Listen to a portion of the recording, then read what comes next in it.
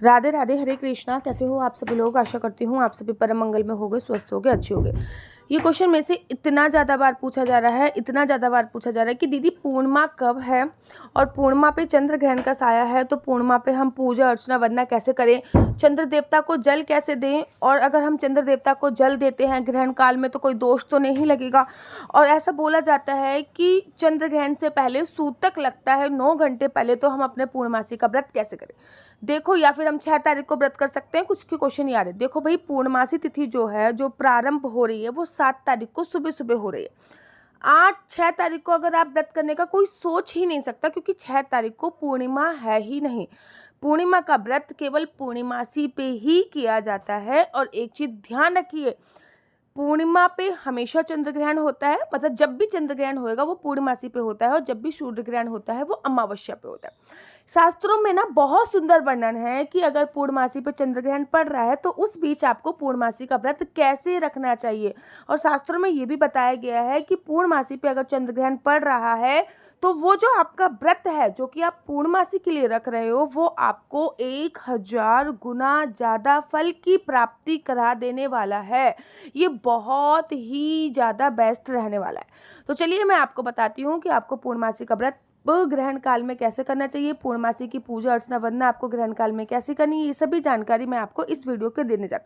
सबसे पहला क्वेश्चन जो आप लोगों के द्वारा पूछा गया कि पूर्णमासी 6 तारीख को हम लोग व्रत रखें या 7 तारीख को व्रत रखें। 9 बच्चों, केवल और केवल 7 तारीख को व्रत होएगा। 6 तारीख को किसी भी प्रकार से कोई भी व्रत नहीं होगा, क्योंकि 6 तारीख को तो पूर्णिमा है ही नहीं। पूर्णिमा जो है वो प्रारंभ ही 7 तारीख को हो रही है, और जब पूर्णिमासी तिथि प्रारंभ ही 7 तारीख को हो रही है तो आप सोचिए कि 6 तारीख को आप व्रत कैसे रख सकते हो। पूर्णमासी तिथि का जो प्रारंभ हो रहा है ना, वो 7 सितंबर को दिन होगा रविवार, सुबह सुबह 9:27 पे हो रहा है। वहीं इसका जो समापन आप लोगों को देखने को मिलेगा वो 8 तारीख को सुबह सुबह 7:30 बजे के आसपास मिलेगा। तो 7 सितंबर को पूर्णमासी का व्रत है, और उसी दिन पूरी तरीके से चंद्र ग्रहण का साया है। और ये चंद्र ग्रहण जो है ये पूर्ण चंद्र ग्रहण है, जिसको ब्लड मून के नाम से संबोधित किया जाएगा। अगर आप इस चंद्र ग्रहण को देखते हो ना, वैसे तो मैं चंद्र ग्रहण में साफ मना करती हूँ कि भैया देखना नहीं है। इफ़ इन केस अगर आप देखते हो तो आपको ये बातों का ध्यान रखना है कि ये जो चंद्र ग्रहण है ये ब्लड मून कहलाता है, अर्थात एकदम लाल जो है वो चांद हो जाएगा। कभी आप टीवी के माध्यम से देखिएगा तो आप देखोगे कि चंद्रमा एकदम लाल हो चुका होगा, क्योंकि चंद्रमा पर 9 घंटे पहले सूतक लगता है चंद्र ग्रहण में, और सूर्य ग्रहण में 12 घंटे पहले सूतक लगता है। जैसे कि आपने देखा होगा कि आपके घर पे जब किसी की मृत्यु होती है तब सूतक लगता है, ठीक है ना। अब चंद्र ग्रहण में क्या होता है, चंद्र ग्रहण में हमारे चंद्र देवता कष्ट में होते हैं, सूर्य ग्रहण में हमारे सूर्य देवता कष्ट में होते हैं। और जब हमारे देवी देवता कष्ट में होते हैं ना, तो भैया जो ये लिखा आ रहा है ना, ग्रहण का शुभ परिणाम इस राशि पर, ग्रहण का शुभ परिणाम उस जब हमारे देवी देवता कष्ट में होते हैं तो भैया उनका कोई भी सुखद परिणाम नहीं मिलता। ग्रहण के समय बहुत सावधानी होनी चाहिए। पहली बात तो जो लोग पूर्णमासी का व्रत रख रहे हैं वो 7 तारीख को पूर्णमासी का व्रत रखेंगे। दूसरी बात, आप लोगों को जैसे कि सूतक लगने से पहले अपने व्रत का पारण कर लेना है, क्योंकि ऐसा बोला जाता है कि सूतक काल में भी चंद्र ग्रहण में कुछ नहीं खाया जाता, ठीक है ना। अगर आप देखो, जो आप 7 सुबह सुबह से व्रत रखोगे, 5 बजे से आपका प्रारंभ हो जाएगा, 5-6 बजे से आपने पूजा अर्चना वंदना करी, और शाम की जो पूजा आपको अर्चना वंदना करनी है वो आपको 12 बजे के आसपास कर लेनी है। तो आप 12 बजे के आसपास अपने शाम की पूजा अर्चना वंदना कर लीजिए, कोई परेशानी थोड़ी। शाम को नहीं, दोपहर को जो 12 बजे के आसपास, क्योंकि फिर 12 बजे के बाद सूतक काल प्रारंभ हो जाएगा। अराउंड 1 बजे से सूतक काल प्रारंभ होगा, और चंद्र ग्रहण में 9 घंटे पहले सूतक लगता है।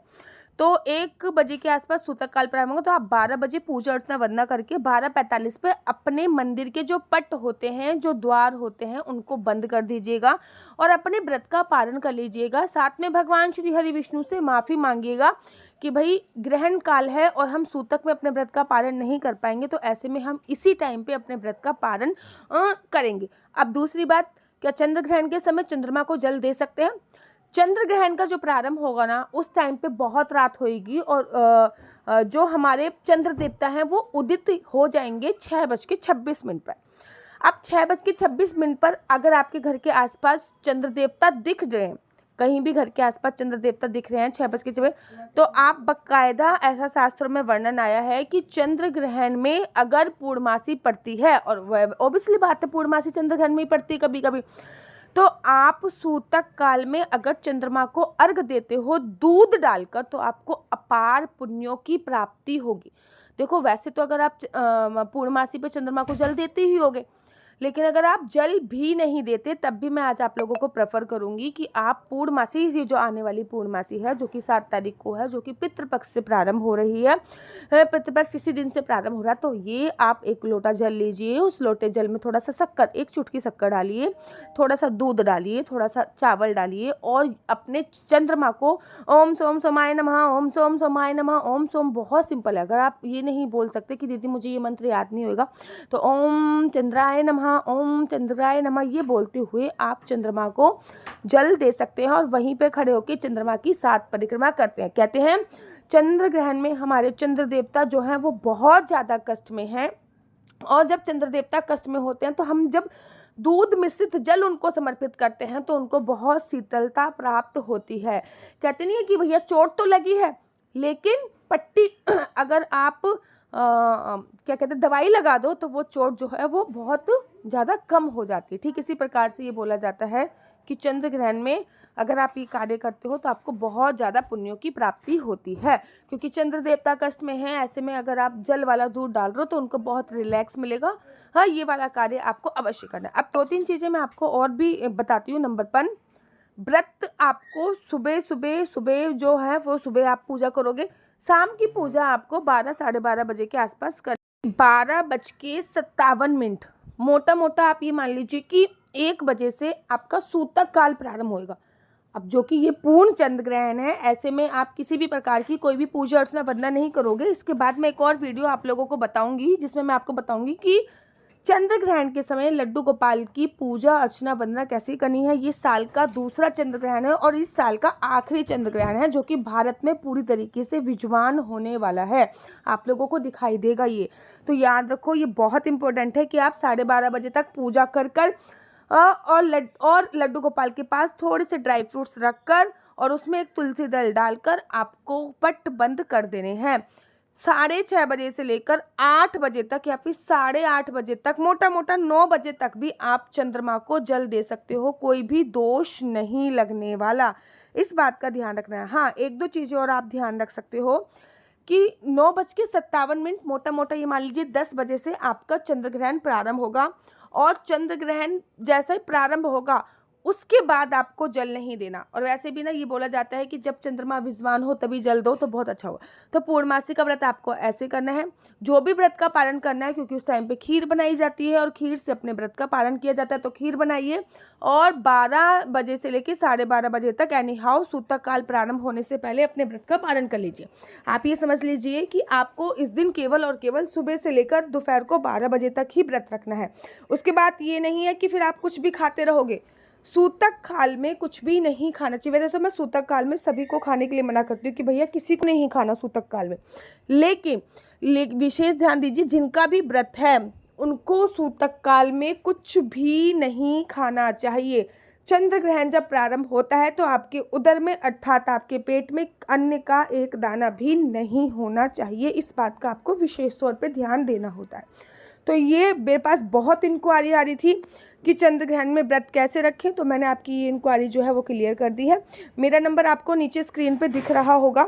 मेरा नंबर है 4/9-20-25-65। I repeat again 4/9-20-25-65। आपका बच्चा जॉब करेगा या बिजनेस करेगा? बिजनेस करेगा तो किस फील्ड में बिजनेस करेगा? जॉब करेगा तो किस सेक्टर में जॉब करेगा? क्या है आपके बच्चे का लकी नंबर? क्या है आपके बच्चे का लकी कलर? क्या कुंडली में राजयोग है या नहीं है? संतान प्राप्ति का योग कब है? शादी की संभावना कब हो रही है? विदेश जाने की संभावना कितने % हो रही है? ये सभी जानकारी आप मेरे से कुंडली के माध्यम से प्राप्त कर सकते हैं। याद रखिए कुंडली देखना बिल्कुल भी फ्री नहीं है। कुंडली देखने के थोड़े से चार्जेस हैं, और इस नंबर पे मुझसे किसी भी प्रकार से कोई भी क्वेश्चन आंसर पूछने के लिए फ़ोन मत कीजिएगा। ये नंबर केवल और केवल मैंने कुंडली दिखाने के लिए दिया हुआ है। अगर आपको मेरी वीडियो अच्छी लगती है तो आप अपना यूट्यूब चैनल हरी बोल को लाइक शेयर सब्सक्राइब करना बिल्कुल भी मत भूलिए। राधे राधे, हरे कृष्णा। तो यहाँ पे हम आप लोगों के लिए लेके आए हैं असली तुलसी माला। विभिन्न विभिन्न प्रकार की हमारे पास असली तुलसी माला है। 30 रुपये से प्रारंभ होकर हमारे पास 1100 रुपये तक की तुलसी माला है। जप माला है, गले में पहनने वाली तुलसी माला है, 1 राउंड की तुलसी माला है, 2 राउंड की तुलसी माला है, 10 साल तक चलने वाली तुलसी माला है, और डबल राउंड की तुलसी माला है, 3 राउंड की तुलसी माला है, गांठ वाली जपने वाली माला है, बिना गांठ की जपने वाली माला है, राधा नाम के लॉकेट वाली माला है, और लैब सर्टिफिकेट द्वारा प्रमाणित तुलसी माला है, जिसमें हम आपको लैब का सर्टिफिकेट देंगे कि ये असली है या नकली है। बहुत सारी तुलसी मालाएं हम आपके लिए लेके आए हैं। न केवल हम आपके लिए तुलसी माला का कलेक्शन लेके आए हैं, अपितु लड्डू गोपाल की असली तुलसी माला जिसपे राधा नाम का लॉकेट है, लड्डू गोपाल के लिए वैजंती माला, लड्डू गोपाल के लिए चंदन माला भी हम लोगों के लिए लेके आए हैं। और लड्डू गोपाल की तीनों माला का सेट है, तुलसी माला, चंदन माला और वैजंती माला का सेट भी लेके आए हैं। साथ ही के साथ हम आपके लिए रुद्राक्ष के असली ब्रेसलेट, पानी में डालने वाला रुद्राक्ष, 1 मुखी रुद्राक्ष से लेकर 14 मुखी रुद्राक्ष तक हमारे पास सारे लैब टेस्टेड रुद्राक्ष अवेलेबल हैं। आप हमसे ओरिजिनल रुद्राक्ष मंगा सकते हैं। ना केवल हमारे पास रुद्राक्ष अवेलेबल है, अपितु हमारे पास कानों में पहनने वाले राधा नाम के असली तुलसी के इयररिंग्स भी उपलब्ध हैं, जो कि अलग अलग डिजाइन, अलग अलग तरीके से आप लोगों को प्राप्त हो जाएंगे। ये राधा नाम के असली तुलसी के कानों के इयररिंग्स हैं और इसमें बहुत सारी वैरायटी हमारे पास उपलब्ध है। आप जल्दी से जो नीचे नंबर दिया गया है उस पर संपर्क करके अपनी चॉइस से कोई भी राधा नाम के इयररिंग्स अपने लिए ले सकते हैं। उनके प्राइस बहुत ही सस्ते हैं। 150 रुपये से फ्री हो 150 रुपये से स्टार्ट होकर मात्र 200 रुपये तक है। और यह है राधा रानी और भगवान श्री कृष्ण जी के चरण, जो आपको अपने मंदिर में जरूर और विभिन्न प्रकार की अलग अलग तुलसी मालाएं आप लोगों के लिए उपलब्ध है। 30 रुपये से प्रारंभ होकर 1300 रुपये तक की तुलसी मालाएं आप लोगों के लिए उपलब्ध है। हम आप लोगों के लिए लेके आए हैं श्रीधाम वृंदावन की रज। 8 प्रकार की रज इसमें उपलब्ध है। न केवल एक सेवा कुंज की, निधि कुंज की, ललिता कुंड की, राधा कुंड की, कृष्ण कुंड की, निधि वन की, यमुना जी की, 8 जगह की ब्रज रज इसमें आपको उपलब्ध हो जाएगी। ऑर्डर जल्दी से जल्दी नीचे दिए गए नंबर से करिए, हमारे पास लिमिटेड स्टॉक है। राधे राधे, मुझे दीजिए इजाजत। राधे राधे, हरे कृष्णा, हरि बोल। आप सभी को पूर्णमासी की अनंत और अनंत शुभकामनाएं। अगली वीडियो का प्लीज़ इंतजार कीजिएगा, जिसमें मैं आप लोगों को बताऊंगी कि पूर्णमासी पर और लड्डू गोपाल की चंद्र ग्रहण के समय किस प्रकार से विशेष पूजा अर्चना वंदना करनी चाहिए। और पितृपक्ष प्रारंभ होने वाले हैं, पितृपक्ष में क्या क्या बातें आपको याद रखनी है उसके ऊपर भी वीडियो जल्दी आएगी। तब तक के लिए मुझे दीजिए इजाजत। राधे राधे, हरे कृष्णा, हरि बोल।